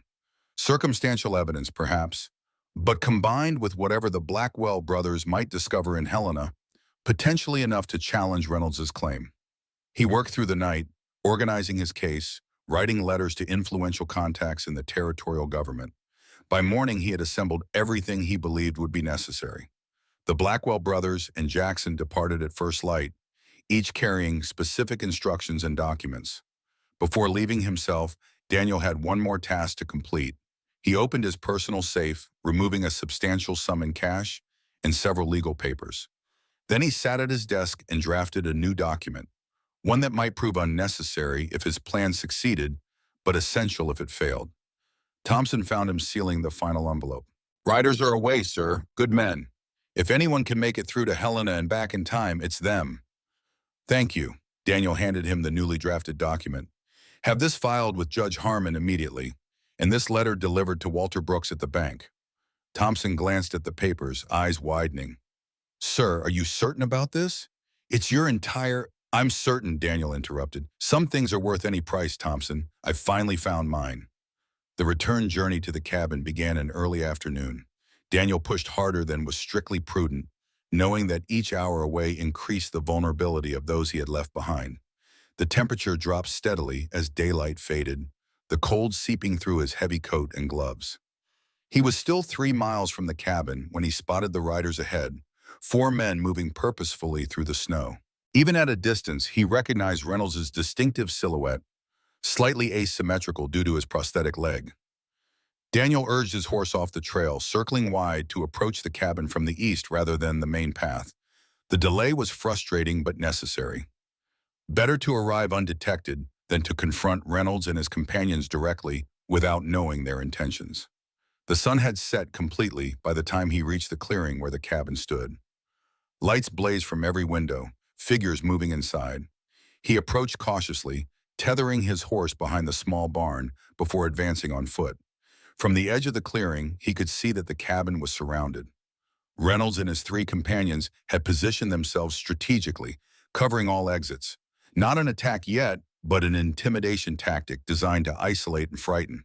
Through the window, Daniel could see Rebecca at the stove, her movements deliberately calm, despite what must have been tremendous anxiety. The children sat at the table, Michael's protective arm around his younger sister. Frank Wilson stood by the door, rifle in hand, with his two adult sons positioned at the windows. Reynolds' voice carried through the cold air. "We're not leaving, Mrs. Miller. Not until Callahan returns to face the consequences of his trespassing. You and the children are welcome to depart, however. We have no quarrel with you." Rebecca's reply was too soft to hear from Daniel's position, but her refusal was evident from Reynolds' reaction. "Stubbornness seems to be contagious in that cabin," the Southerner observed to his companions. "No matter, siege tactics work as well in business as they did in war. Cut off supply, limit movement, wait for surrender. Simple but effective." Daniel weighed his options. Revealing himself now would play into Reynolds' hands, creating a confrontation without witnesses beyond those already present. His evidence and legal strategy required time to implement, time Reynolds was clearly trying to eliminate. A movement at the side of the cabin caught his attention. One of Reynolds' men was attempting to approach the woodpile, presumably to further restrict the cabin's resources. The man froze as Frank Wilson's son appeared at the window, rifle barrel visible through the glass. The standoff had potential to escalate quickly toward violence. Daniel needed to disrupt the pattern without revealing his presence prematurely. He circled behind the barn, relieved to find Reynolds' horses tethered there out of sight of their owners. Working quickly and silently, he loosened their saddle girths just enough that they would slip when mounted forcefully. Not enough to cause serious injury, but sufficient to create confusion and delay. Next, he approached the cabin from the blind spot behind the chimney. The small window there opened into the storage area. He tapped lightly on the glass, a pattern he and Rebecca had established for just such emergencies. Moments later, the window opened a crack. "Daniel," Rebecca's whisper carried both relief and concern. "I'm here. Reynolds and his men? Surrounding us since sunset. Frank and his boys are keeping them at bay, but they're growing bolder. I've seen. Listen carefully. I need 20 minutes to reach town and return with the sheriff. Can you hold them off that long?" "Yes." No hesitation, no fear in her voice. "The children are safe in the back room. We have plenty of ammunition." "No shooting unless absolutely necessary," Daniel cautioned. "Reynolds wants a confrontation. Don't give him one if you can avoid it." "Understood. Daniel," she hesitated. "Be careful. Always." He squeezed her hand through the narrow opening. 20 minutes, then this ends." Daniel retreated to his horse, mounting swiftly. Rather than taking the main trail, he circled wide, using the cover of trees until he was well past Reynolds' position. Only then did he urge his mount to full speed towards Silver Creek, racing against time and treacherous conditions. The town was mostly dark when he arrived, most citizens already retired for the evening. The sheriff's office, however, showed a light. Daniel dismounted, approaching with deliberate noise to avoid startling the lawman. Sheriff Taylor looked up from his desk, surprise evident on his face. "Callahan? Didn't expect to see you tonight." "Reynolds and 3 armed men have surrounded my cabin," Daniel stated without preamble. "They're threatening Rebecca and the children." Taylor's expression hardened. "Armed, you say? Threatening how?" "Blocking access to firewood, preventing entry or exit, attempting intimidation rather than direct violence so far, but the situation is deteriorating." The sheriff stood, reaching for his coat. "That goes beyond legal dispute into criminal behavior." "Exactly why I'm here. Whatever the status of the land claim, Reynolds has no right to threaten innocent people." "No, he doesn't." Taylor checked his revolver before holstering it. "I gave you until New Year to resolve the legal matter. Reynolds doesn't get to accelerate that timeline with intimidation tactics." As they prepared to depart, a commotion outside drew their attention. The door swung open, admitting Walter Brooks, his usual polished appearance disheveled by hasty travel. "Sheriff, I've been looking for you," the banker announced, then stopped short at the sight of Daniel. His eyes narrowed with recognition and calculation. "Callahan, this saves me time. I just received your letter, rode over as soon as Jenkins delivered it to my home." Daniel nodded, unsurprised. Brooks was known for his nocturnal habits, often working on accounts long after the bank closed. The banker's immediate response confirmed what Daniel had suspected. For all his public alliance with Reynolds, Brooks was ultimately loyal to profit above all else. And Brooks hesitated, glancing at the sheriff before responding. It's an extraordinary proposal. Are you certain about the terms? Completely. Then I accept. As of tomorrow morning, the transaction will be official. Daniel nodded, a weight lifting from his shoulders. One contingency secured, regardless of the outcome with Reynolds. Thank you, Brooks. Now, if you'll excuse us, the sheriff and I have urgent business at my cabin. Reynolds? Brooks guessed shrewdly. He left town this afternoon with Simmons and two strangers. Looked determined.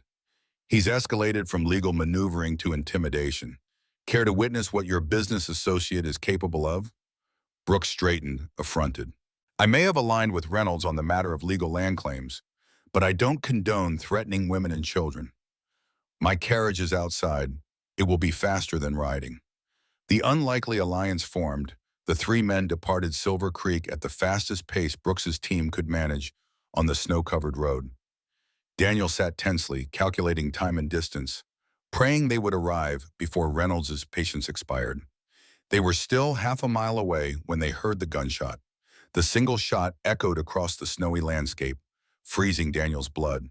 Brooks urged his team faster, the carriage lurching dangerously on the uneven trail. As they rounded the final bend, the cabin came into view. Reynolds and his men had drawn back from the building, taking cover behind trees in the small barn. Frank Wilson stood on the porch, rifle raised, while smoke dissipated above his head. A warning shot into the air, not aimed at any person. Sheriff Taylor stood in the moving carriage, calling out with official authority. "This is Sheriff Taylor. Stand down, all of you." The tableau froze as all parties registered the arrival of law enforcement. Daniel leapt from the carriage before it fully stopped, rushing toward the cabin. Reynolds emerged from behind a tree, his expression a mixture of frustration and calculation. "Sheriff, convenient timing." His voice carried forced casualness. "We were just explaining to Mrs. Miller that her continued occupation of my property constitutes trespassing." "At gunpoint?" Taylor dismounted, hand resting on his holstered pistol. "That's not how we handle property disputes in this territory, Reynolds." "They fired first," one of Reynolds' companions protested, a stranger to Silver Creek with hard eyes and a gunfighter's stance.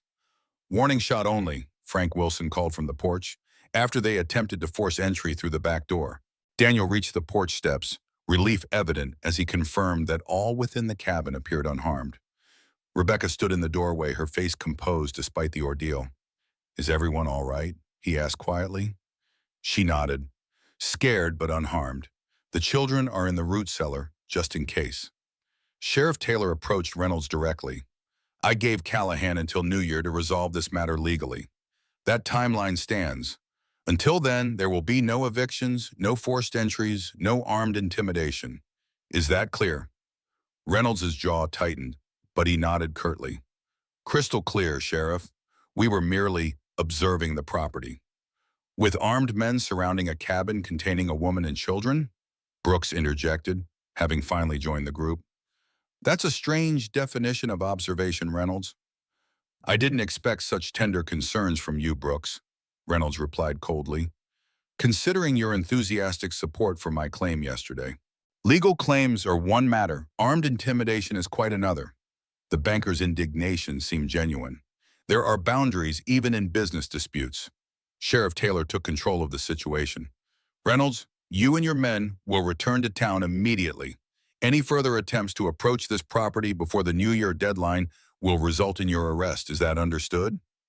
For a moment it seemed Reynolds might refuse. His expression darkened, calculations visibly running behind his eyes. Then with deliberate casualness, he nodded.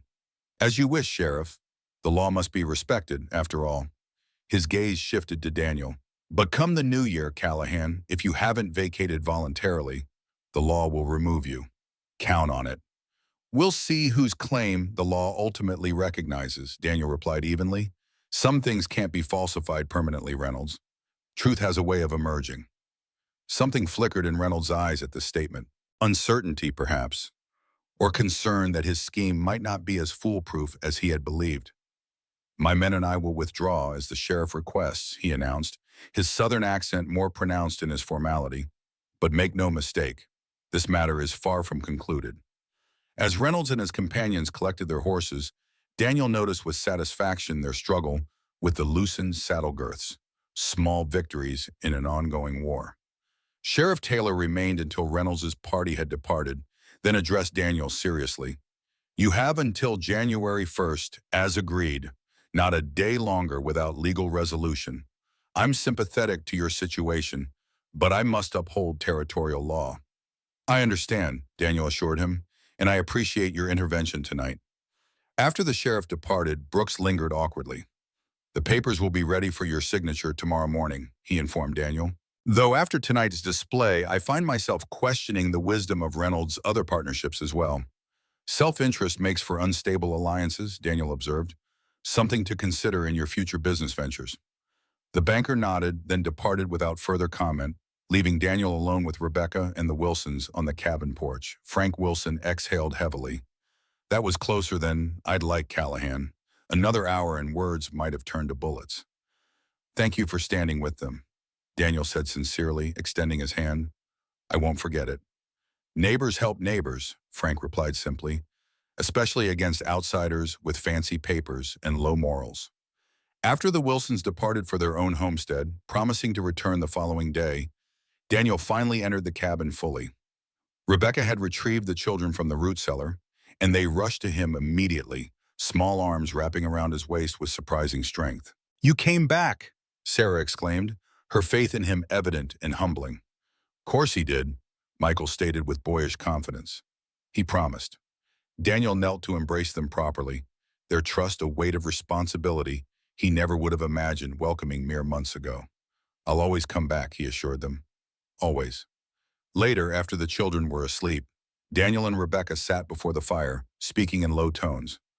What happened at the ranch, she asked. Were you able to find what you needed? Daniel nodded. That and more. I've sent men to Helena to verify the land records. If Reynolds falsified his claim, as I believe he did, they'll find evidence.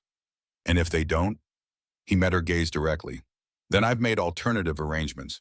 Either way, you and the children will have a home. That's non-negotiable. Rebecca studied him, sensing there was more he wasn't sharing. What did Brooks mean about papers being ready tomorrow? Daniel hesitated, then decided complete transparency was necessary. I've offered to buy his share in the territorial bank. All of it. Her eyes widened. That must be a tremendous sum. It is, nearly half my liquid assets. But it gives us leverage. Brooks may have aligned with Reynolds initially, but his true loyalty is to profit and position. By becoming his most significant business partner, I change the equation. You're sacrificing your fortune for this fight, she observed. For us. Not sacrificing, he corrected gently. Investing in what matters most. Rebecca's hand found his in the firelight. When this is over, whatever the outcome with the land, we need to be honest about what's happening between us. I'd like that, Daniel agreed. No more walls or careful distances. They sat in companionable silence, hands joined, watching the fires dance. Outside, the night deepened, stars appearing in a clear sky that promised bitter cold. Inside, warmth prevailed, not just from the hearth, but from the growing certainty that their accidentally intersecting paths had perhaps never been accidental at all. Christmas arrived 3 days later, with no word from the Blackwell brothers or further confrontation from Reynolds. The cabin was decorated with pine boughs and handmade ornaments, filled with the sense of Rebecca's baking and the children's excited voices. Daniel had arranged small gifts for each of them. For Sarah, a porcelain doll ordered months earlier for another purpose but never delivered. For Michael, a youth-sized tool set with real quality implements. And for Rebecca, a simple silver locket containing miniature portraits of her children that he had commissioned in secret from a traveling artist who had passed through Silver Creek in early December. Her eyes filled with tears when she opened it. How did you manage this? The artist had sketched them while in town. I provided descriptions for the details. Daniel helped her fasten it around her neck. Every mother should have her children close to her heart. Rebecca's gift to him was equally meaningful, though materially simple. A hand-knitted scarf in subtle grays and blues worked on secretly during evening hours after he had fallen asleep. It's not much compared to— It's perfect, he interrupted, wrapping it around his neck immediately. Made by your hands. There could be no finer gift. The day passed in simple pleasures. Sledding with the children on a gentle slope behind the cabin. A Christmas meal shared with the Wilsons, who brought additional dishes and good cheer. Stories by the fire as evening fell. For a few precious hours, the threat hanging over them receded, allowing space for joy undiminished by circumstance. As Daniel tucked the children into bed that night, Michael asked the question that had clearly been brewing all day. Are you going to tea our new pa, Mr. Daniel? The directness of the query momentarily stunned him. Sarah, already half asleep, roused at her brother's words, equally interested in the answer. Daniel chose his response carefully. That's a question that involves your mother as much as me, Michael. It's not something for me to decide alone. But you want to be, don't you? The boy pressed with characteristic persistence. Daniel smiled. I can't imagine anything I'd want more. But proper things happen in their proper time. For now, let's focus on keeping this home safe. This answer seemed to satisfy both children, who settled back under their quilts. Daniel extinguished the lamp, leaving only firelight flickering through the canvas partition that separated their sleeping area from the main room. He found Rebecca at the front window, gazing out at the moonlit snow. The silver locket gleamed at her throat, catching occasional flashes of light from the fireplace. They asked if I'm to be their new father, he said quietly, joining her at the window. I heard. She turned to face him. Children have a way of asking the questions adults carefully avoid. What would your answer have been? He needed to know, regardless of the risk in asking. Rebecca met his gaze steadily. That I've spent 2 years believing I would never trust a man again. Never allow myself or my children to be vulnerable to loss a second time. She touched the locket at her throat. And then you appeared on that ridge, and slowly, day by day, rebuilt more than just a cabin. Daniel stepped closer, heart pounding with a nervousness he hadn't felt since youth. Rebecca, when this matter with Reynolds is resolved, whatever the outcome— A sudden pounding at the door interrupted him. Frank Wilson's voice called urgently from outside. Callahan! Riders coming fast from town!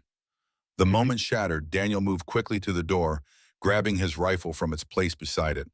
Opening the door revealed Frank on horseback, steam rising from his mount in the frigid night air. 3 riders, Frank reported, coming hard despite the dark. Could be Reynolds again. Daniel turned to Rebecca. Take the children to the root cellar, just in case. She nodded, moving immediately to wake Michael and Sarah. Years of uncertain living had taught her to respond to danger without panic or delay. Daniel joined Frank outside, both men positioning themselves on the porch, rifles ready but not aimed. The approaching riders became visible in the moonlight, 3 figures pushing their horses through snow that reached the animals' knees in places. As they drew nearer, Daniel recognized the lead rider with a surge of hope. It's Jackson! And the Blackwells! The men he had sent to Helena a week earlier had returned, their timing either miraculous or providential. Daniel stepped forward to meet them as they reined in before the cabin, their exhausted horses heaving from exertion. Jackson, the former land office clerk, dismounted with difficulty, his movements stiff from cold and days in the saddle, but his expression carried triumph despite his exhaustion. We found it, Mr. Callahan, he announced without preamble. The proof, Reynolds' claim is a forgery, filed 3 weeks ago but backdated to July. The clerk who processed it confessed when confronted by the territorial marshal. Daniel felt a weight lift from his chest. You're certain? The evidence is conclusive? Signed confession, the elder Blackwell confirmed, producing a sealed document from inside his coat. Marshal's coming himself after Christmas, but sent this ahead with us. Reynolds is finished. The news spread quickly. Frank rode to inform the sheriff immediately. By morning, most of Silver Creek knew that Victor Reynolds had attempted to defraud not just Daniel Callahan, but the territorial government itself. Sheriff Taylor arrived early, accompanied by 2 deputies. Reynolds' quarters at the hotel were empty, the man himself having departed hastily during the night upon hearing of the Blackwell brothers' return. He won't get far, Taylor assured Daniel. I've telegraphed descriptions to every settlement within 100 miles. Fraud of this magnitude means prison time. Daniel nodded, satisfied that justice would be served, but finding his thoughts already moving beyond revenge to the future suddenly opened before him. Rebecca joined him on the porch after the sheriff departed. "It's over then? Truly over?" "It is." He turned to face her fully. "The land is secure. Your home is safe." "Our home," she corrected softly. The moment they had been interrupted from the previous night returned, hanging between them with all its promise and uncertainty. "Rebecca," Daniel began again, "these past months have shown me what truly matters in life. Not land or wealth or position, but connection, purpose, family." He took her hands in his. "I've found all three with you and the children. If you'll have me, I'd like to make it permanent." She smiled, tears gathering in her eyes. "Is this a proposal, Mr. Callahan?"